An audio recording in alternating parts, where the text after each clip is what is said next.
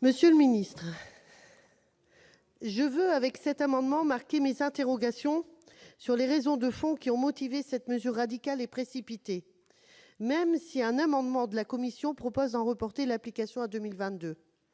Lutter contre la pollution et garantir la santé alimentaire de nos concitoyens sont des objectifs légitimes que je partage.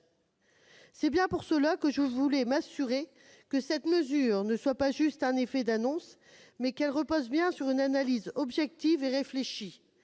J'aborderai rapidement 3 aspects de la question. La pollution due au plastique et au fléau mondial qui ne souffre d'aucune contestation possible. Les bouteilles d'eau minérale en PET sont entièrement recyclables. Reste que le niveau de tri et de recyclage sont insuffisants. Peut-on y remédier ou est-ce une mission impossible ? En matière de santé alimentaire, aucune étude réalisée dans notre pays n'a mis en évidence le risque de pollution de l'eau minérale par des perturbateurs endocriniens. On nous avance des analyses contraires, notamment faites aux États-Unis. Où est la vérité ? Sur quelle étude se baser ? S'il y a un réel danger, pourquoi ne pas interdire tout simplement et en toutes circonstances les bouteilles en plastique ? Qu'en est-il enfin des conséquences industrielles, économiques et sociales de cette interdiction qui implique de repenser tout le processus industriel d'embouteillage ? Aucune étude d'impact n'a été réalisée.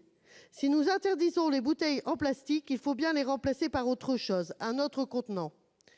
La réponse la plus évidente semble être le verre. Or, contrairement aux autres pays européens, l'industrie du verre a presque disparu de notre pays.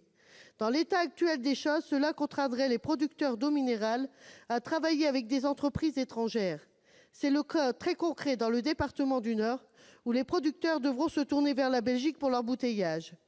Quelles sont les conséquences économiques et sociales en termes d'emploi de la disparition des bouteilles en plastique ? Comment relancer une industrie et une production adéquates et suffisantes de bouteilles en verre ? Encore des questions qui méritent au minimum réflexion, ce que nous n'avons pas à l'heure actuelle.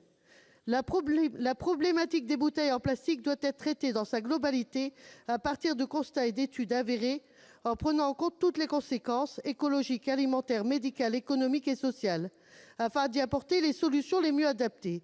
Je considère, pour ma part, utile de prendre le temps et le recul nécessaires. Telles sont les motivations de mon amendement. Merci.